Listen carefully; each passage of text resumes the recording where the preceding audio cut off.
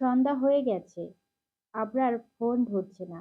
আফজাল খান গাড়ি নিয়ে বের হবেন, এমন সময় তার মোবাইলে একটা কল আসলো। আফজাল খান ফোনের দিকে তাকিয়ে দেখলো আকবরের নাম্বার থেকে কল এসেছে। তিনি সাথে সাথে কল রিসিভ করতেই ওপাশ থেকে কেউ একজন বললেন, আমি পুলিশ অফিসার শওকত বলছি। আফজাল বললেন, এটা আমার ছেলের নাম্বার। আপনার কাছে আমার ছেলে ফোন কেন? আসলে ওনার গাড়ি ব্রেক ফেল করে দুর্ঘটনা ঘটেছে। আপনার ছেলে এখন হাসপাতালে ভর্তি। আপনারা তাড়াতাড়ি পাঠিয়ে দেওয়ার হাসপাতাল ঠিকানায় চলে আসুন। আফজাল খান আর দেরি করলেন না। আবরারের গাড়ি দুর্ঘটনার কথা আলিনা বেগম শুনতেই ডুকরে কেঁদে উঠলেন। আবরারের দুর্ঘটনা, রাইয়ের পায়ের নিচে মাটি যেন সরে গেছে। রাই আফজাল খানের কাছে কাঁদতে কাঁদতে বলল, রাই বাবা, উনি ঠিক আছেন তো? বাবা, ওনার কিছু হয়নি তো? আফজাল, আমি জানি না মা, কিন্তু তাড়াতাড়ি এখন আমাদের হাসপাতালে যেতে হবে। আফজাল খান যত দ্রুত সম্ভব সবাইকে নিয়ে হাসপাতালে গেলেন। রায় দৌড়ে গাড়ি থেকে বের হয়ে গেল। রায় রিসিপশন থেকে আবরারের কেবিন নাম্বার জেনে নিল। রায় দৌড়ে কেবিনের কাছে গেল।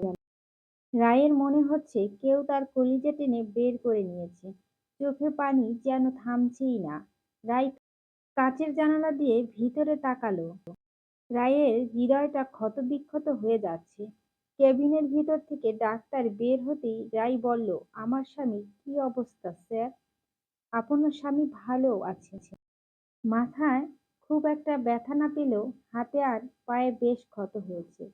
6 মাসের আগে ঠিকমতো হাঁটতে পারবেন বলে মনে হয় না। তবে ঠিকভাবে সেবা করলে তাড়াতাড়ি সুস্থ হয়ে যাবে। ওনাকে ঘুমের ইঞ্জেকশন দেওয়া আছে। জ্ঞান ফিরতে রাত হবে। চিন্তা করবেন না। ডাক্তার কথাগুলো বলে চলে গেলেন। রাত 2টা বাজে। চারদিকে নীরবতা বিরাজমান। রাই আকবরের পাশেই একটা চেয়ারে বসে বসে ঘুমাচ্ছে।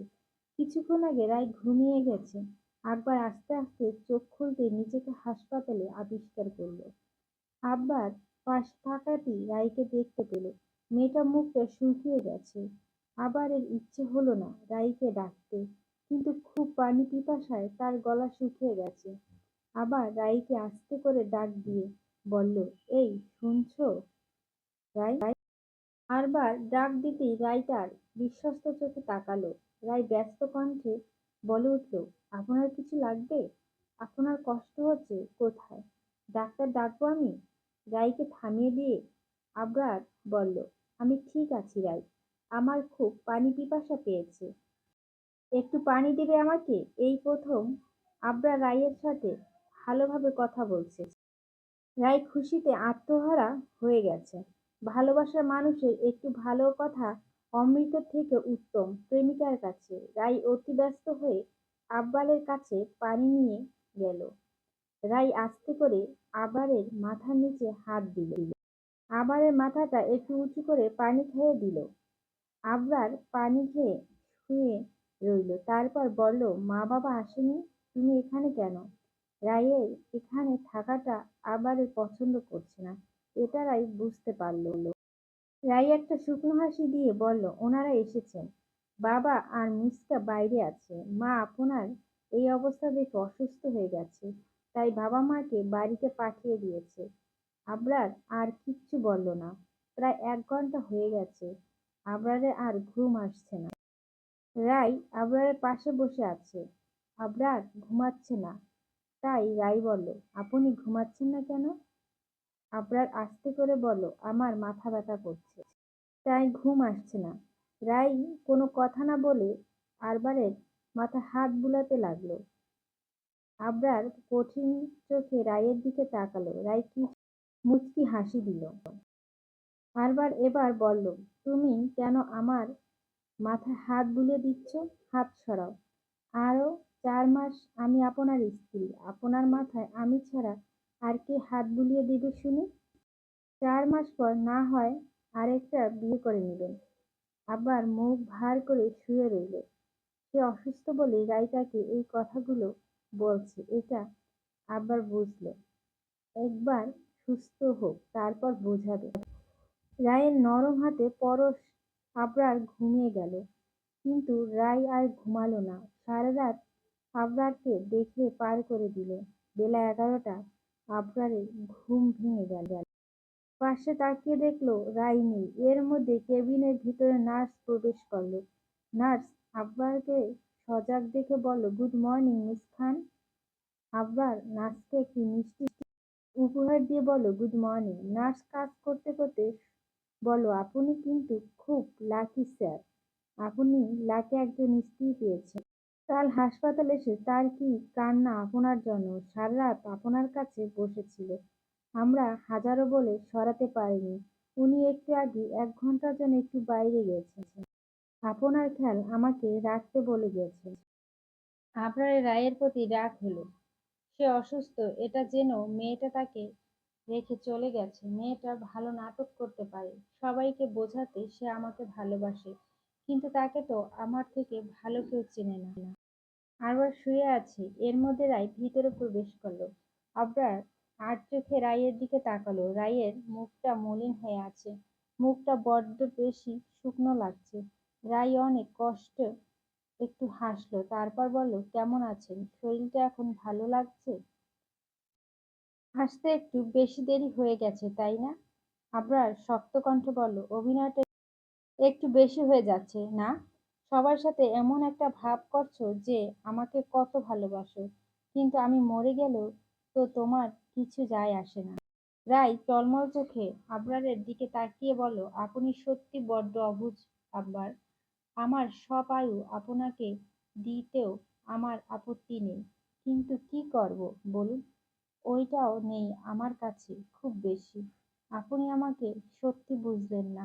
রায় একটা দীর্ঘ নিঃশ্বাস ছাড়লো। তারপর কেবিন থেকে বেরিয়ে গেলে চোখের পানি মুছতে মুছতে। 1 সপ্তাহ পেরিয়ে গেছে। আবরারকে বাড়িতে নিয়ে আসা হয়েছে। আবরার ঘরে শুয়ে আছে।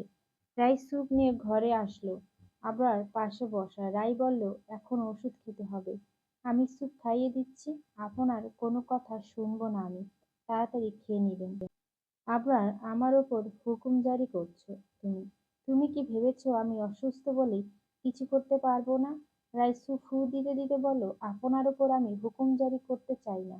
তবুও যদি আপনার মনে হয় আমি আপনাকে হুকুম করছি, তাহলে হ্যাঁ, আমি হুকুম করছি।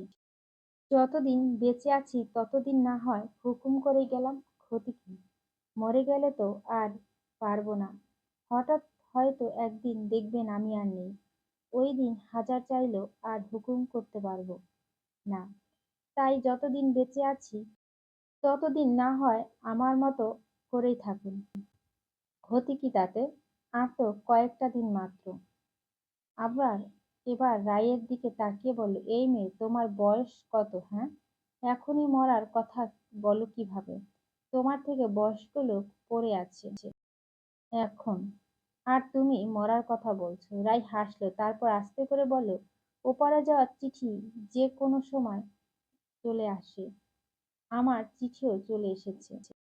যে কোনো সময় আমাকে হয়তো চলে যেতে হবে। আমার যাওয়ার সময় যে ঘনিয়ে আসছে। আবার আপনার অজানাতেই হয়তো একদিন হারিয়ে যাব কোনো এক কুয়াশা ঢাকা ভোরে।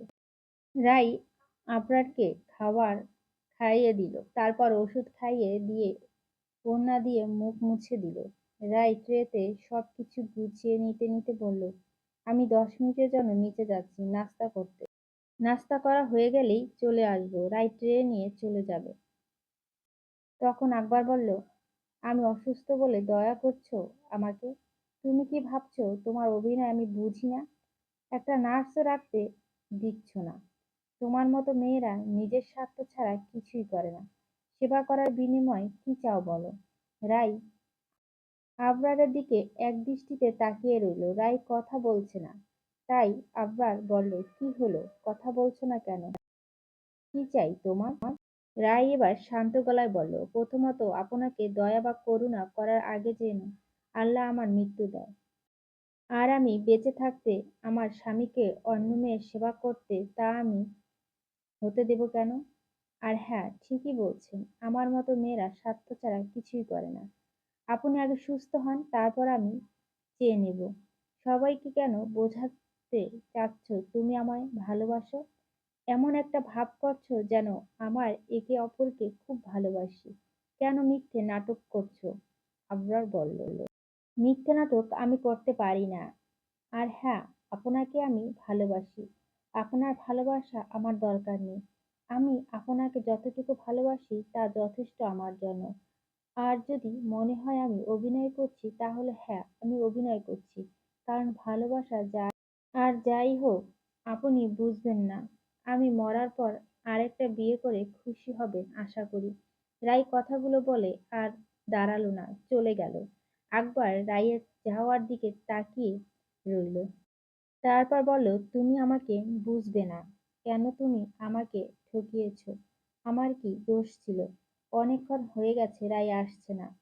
15 মিনিট পার হয়ে গেছে। এদিকে আবারও একা একা কিছু ভালো লাগছে না। আবরারের খুব রাগ হচ্ছে মেয়েটার উপর। মেয়েটা ইচ্ছে করে দেরি করছে। আবরার ভাবনা ছেদ করে রাই ঘুমে আসলো। রাইকে দেখে আবরার চোখ সরিয়ে নিল।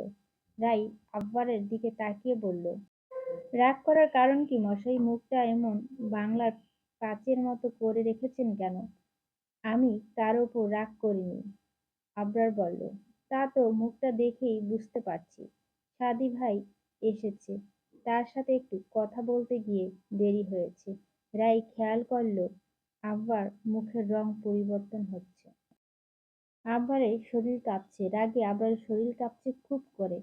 রাই আব্বারের দিকে তাকিয়ে বলল, কি হয়েছে আপনার? হঠাৎ রেগে যাচ্ছেন কেন? আমি কি কোনো ভুল করেছি? তাহলে ক্ষমা করে দিন। আব্বার রাইয়ের দিকে অগ্নিদৃষ্টিতে তাকিয়ে বলল, এখানে কেন এসেছো? যাও না তোমার সাদির কাছে। ওর সাথে তো তোমার। আবরার আর কিছু বলল না, হঠাৎ থেমে গেল। রাই অস্থির কণ্ঠে বলল, আপনি কি সব বলছেন? আপনার কথা আমি বুঝতে পারছি না। আর এভাবে রেগে গেলে কোনো সাদি ভাইয়ের নাম শুনে? কি হয়েছে আমাকে বলুন না। আবরার নিজের রাগ কন্ট্রোল করার চেষ্টা করছে খুব। আবরার নিজের চোখ বন্ধ করে তারপর কয়েকটা শ্বাস নিল। রাই আবার বলল, কি হয়েছে বলুন না। আবরার রাইকে বলল, আমাকে এখন একা থাকতে দাও। সাদির সাথে কথা বলে এসো। সাদি ভাইয়ের সাথে আমি কি বলবো? আপনি বরং একটু উঠে বসুন। রাই কথাটা বলেই কাবার্ডের কাছে গেল। তারপর একটা সাদা কাপড় বের করলো। রাই কাপড়টা নিয়ে আব্বারের কাছে গিয়ে বলল, এবার আমার কাছে আসুন। কেন, কি করবে? এটা দিয়ে আগে বলো। এটা আপনার গলায় বেঁধে দিব। কেন বাঁধবে এটা? বাঁধার পরে দেখতে পারবেন। এবার কাছে আসুন। কাপড়টা দিয়ে রাই আব্বারের শরীর ঢেকে দিল। তারপর বলল, এবার একটু বসুন, আমি আসছি। রাই একটু পর নাইফ, রেজার এবং শেভিং ক্রিম সব আরো কিছু জিনিস নিয়ে ঘরে এলো। আবরার রায়ের হাতে ওইগুলো দেখে বলল, এগুলো কেন এনেছো তুমি? আপনার গোঁফ আর চুল কত বড় হয়ে দেখছেন। আপনাকে এখন চিড়িয়াখানার হনুমানদের মতো লাগছে। রাই কথাটা বলে মুচকি মুচকি হাসছে। অপরদিকে আকবর ছোট ছোট চোখ করে রায়ের দিকে তাকিয়ে বলল, কি বললে? আমাকে হনুমানের মতো দেখতে? রাই শান্ত স্বরে বলে, ভুল কি বললাম আমি? বিশ্বাস না হলে একবার আয়নায় নিজের চেহারাটা দেখে নিন। রাই কথাটা বলেই একটা ছোট্ট আয়না আকবরের সামনে ধরল। আকবর আয়নায় দিকে হা করে তাকিয়ে আছে। সত্যিই তো, তার চুলগুলো আর গোঁফ বেশ বড় হয়ে গেছে। কিন্তু তাই বলে কি এই পুচকি মেয়েটা আমাকে হনুমান বলবে? একবার রাগী গলায় বলতো, আমার চুলদাড়ি তোমার কাটতে হবে না। আমাকে তো হনুমানের মতো দেখতে। আমার লাগবে না গোঁফ চুল কাটা। আমি আমার স্বামী চুল গোঁফ কেটে দেব, তাতে আপনার কি? হ্যাঁ, আর আমার স্বামীকে আমি হনুমান বলবো। আমার যা ইচ্ছে তাই করব। আপনি এর মাঝে কথা বলার কে? হ্যাঁ, আমার স্বামীর সেবা কোনো ত্রুটি আমি হতে দেব না। এবার লক্ষ্মী ছেলের মতো বসে থাকুন। রাই আব্বারের চুল আর গোঁফ কেটে ছোট করে দিয়েছে। আব্বার সারাটা সময় রাই মুখের দিকেই তাকিয়েছিল। একটা কথাও আব্বার বলেনি। চুল গোঁফ কাটার পর রাই ভেজা কাপড় নিয়ে আকবরের শরীর সুন্দর করে মুছে দিল। আর আব্বার শুধু রাইকে দেখছে। রাই ড্রয়ার থেকে একটা মলম এনে আবরারের ছোট ছোট কাটা জায়গায় লাগিয়ে দিল। আবরার রাইকে বলল, এতটা কেন করছো? এই করুণাগুলো না করলে হয় না? সাদি অপেক্ষা করছে তোমার জন্য। আমাকে নিয়ে কোনো এত অভিনয় করছো? আমার এসব একদম ভালো লাগছে না। সত্যি বলছি, আমার সাথে অভিনয় করো না। আবরার কথা শেষ করতেই রায় বলল, আপনার সাদি ভাইকে নিয়ে এত কেন মাথা ব্যথা বলুন তো? আর সাদি ভাই আমার জন্য অপেক্ষা করছে না। সে খুব ভালো করেই জানে আমি আপনার কাছে আছি। এখন আপনাকে গেঞ্জি পরাতে হবে। আপনি আমার কাছে আসুন, আমি পরিয়ে দিতেছি। আবরারকে খুব সুন্দর মতো কাপড় পরিয়ে দিল রাই। আবরার আর কোনো কথা বলল না। তারপর বিছানায় শুয়ে দিয়ে বলল, এখন চুপচাপ শুয়ে থাকুন, আমি আসছি। আবরার বলল, কোথায় যাচ্ছ তুমি? তুমি এখন কোথাও যাবে না, এখানেই থাকো। রাই হাসলো আবরারের কথা। রাই মুচকি হেসে বলল, আমি শাওয়ার নিতে যাব। আমি বাইরে কোথাও যাচ্ছি না, কিছুক্ষণের মধ্যে চলে আসবো। আবরার এখন নিজের কথা নিজেই গালে চড় মারতে ইচ্ছে করছে। রায় নিজের ব্যাগ থেকে কাপড় বের করতে ছিল, হঠাৎ রায়ের মাথায় প্রচন্ড রকম ব্যথা শুরু হয়। রায়ের চোখ ঝাপসা হয়ে আসছে। আস্তে আস্তে রায় দৌড়ে ওয়াশরুমে চলে গেল। ওয়াশরুমে যে রায় নিজের মাথা চোখে মুখে পানি দিচ্ছে, তারপরের দিকে রায় কোনো দৌড়ে ওয়াশরুমে গেছে এটা আবরার বুঝতে পারল না। আব্বার রায়ের নাম ধরে ডেকেই চলছে। রায় নিজেকে মাথা দুই হাত চেপে ধরে আছে। নাক থেকে আবারও রক্ত আসছে আস্তে করে। রাই বেসিন থেকে পানি নিয়ে নিজের নাক পরিষ্কার করে নিল। ওপাশ থেকে আব্বার রাইকে ডেকেই চলছে। রায়ের চোখে পানি টলমল করছে। রাই চোখে পানি মুছে নিল। তারপর ওয়াশরুম থেকে বের হয়ে এলো। রাইকে দেখে আবরার বলল, এভাবে কেন ওয়াশরুমে গেলে? আর আমি তোমাকে কতক্ষণ ধরে ডাকছি, তুমি কোনো সাড়া দাওনি। কি হয়েছে তোমার? চোখে মুখে হঠাৎ কেন পানির ঝাপটা দিয়েছ? রাই নিজেকে স্বাভাবিক রেখে বলল, মাথাটা একটু ব্যথা করছিল, তাই পানির ঝাপটা দিয়েছি। বেশি খারাপ লাগছে তোমার? ডাক্তার ডাকতে বলবো আমি? না না, ডাক্তার লাগবে না, আমি ঠিক আছি। আপনি শুয়ে থাকুন। রাই নিজের ব্যাগের কাছে গেল, তারপর কিছু ওষুধ পাতা বের করলো। রাই ওই ওষুধগুলো থেকে কয়েকটা ওষুধ খেয়ে নিল। আপনার আস্তে করে বলল, এটা কিসের ওষুধ তুমি খেয়েছো? আমাকে দেখাও তো। মাথা ব্যথার ওষুধ। আপনি হঠাৎ আমাকে নিয়ে এত আগ্রহ কেন প্রকাশ করছেন? আমাকে নিয়ে বেশি আগ্রহ দেখাবেন না, তাহলে কিন্তু কাঁদতে হবে। শুয়ে থাকুন। রাই কথাগুলো বলে গোসলে চলে গেল।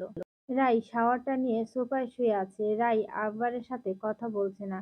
শরীরটা দিনকে দিন শুধু খারাপই হচ্ছে। মাথা ব্যথা ঘাড় ছিঁড়ে যাচ্ছে রায়ের। আমার যে ক্ষুধা লেগেছে সে খবর কি কেউ রাখে নাকি? দুপুর যে হয়ে যাচ্ছে সেই খবর তো কেউ রাখে না। আমাকে নিয়ে ভাবার কারো সময় আছে নাকি এই বাড়িতে? বিদেশেই ভালো ছিলাম এতদিন। প্রচন্ড মাথা ব্যথা মাঝেও রাইয়ের খুব হাসি পেয়েছে। আবারে রাইকে খোঁচা মেরে কথাগুলো বলছে। লোকটার কথা না বলে যে থাকতে পারছে না তা স্বীকার করবে না। উল্টো দোষ রাইকে দিয়ে চলছে। রাই আস্তে করে উঠে বসলো। তারপর আব্বারের কাছে গিয়ে বসলো। রাই মুচকি হেসে বলল, আপনার খুব খিদে লেগেছে তাই না? হুম, আমি খাবার নিয়ে আসছি, আপনি একটু অপেক্ষা করুন। রাই বলল, এখন আর কষ্ট করে খাবার নিয়ে আসতে হবে না, আমি পরে খাবো। আমার মাথাটা ব্যথা করছে, তুমি বরং একটু চুলগুলো টেনে দাও। আকবরের বড্ড অচেনা লাগে রায়ের কাছে। মানুষটা আসলে কি চায় রায় বোঝে না। লোকটা এই ভালো তো এই খারাপ। রায়ের ভাবনার মাঝে আকবর বলল, কি হলে দেবে না? রাই আকবরের মাথার কাছে বসলো। তারপর আকবরের চুল ভিতর নিজের নরম হাতগুলো স্পর্শ দিল। রাই আকবরের অনেক কাছে বসে আছে। আকবরের চোখ রায়ের মাঝে স্থির। ওই চোখের দিকে আকবর তাকিয়ে চায় না। ওই চোখে আকবরের মরণ হবে যে কোনো সময়। না, আকবর কোনো বেইমানির চোখে তাকাবে না। নিজের চেহারার চোখকে ফিরিয়ে নিতে চেয়েও আকবর ব্যর্থ প্রতি মুহূর্তে। রাইয়ের গলার ডান দিকে লালচে একটি তিল আকবরের চোখে নেশা সৃষ্টি করছে। রাইকে আকবর খুঁটিয়ে দেখতে চায় না, কিন্তু এই মেয়ে বড্ড ভয়ঙ্কর। দুপুর 2টা বাজে। আকবর গভীর ঘুমে তলিয়ে আছে। রায় নিচে গিয়ে খাবার ঘরে নিয়ে আসে। আবরারের সবকিছু গুছিয়ে নিল রায়। আবরারের পাশে বসে কিছুক্ষণ তাকিয়ে থেকে রায় বলল, আপনি কেন ফিরে এলেন বলুন তো? বিশ্বাস করুন, কিছুদিন আগেও আমি আপনাকে খুব করে জানতাম। আমি রোজ নামাজ আল্লাহর কাছে আপনাকে চাইতাম, কিন্তু এখন আর চাই না। আমি চলে যাওয়ার পর আপনি আবার বিয়ে করবেন, এই কথাটা ভাবলে বড্ড কষ্ট হয়। আপনাকে ছেড়ে কিভাবে যাব বলুন তো? আপনি তো আমার মায়ার জড়িয়ে আছেন। এই ভালোবাসা ছেড়ে আমি কিভাবে যাব? আপনি এসে আমার কাজটা যে বড্ড কঠিন করে দিলেন। আপনার নামে শিকল আমি আটকে যাচ্ছি আব্বার।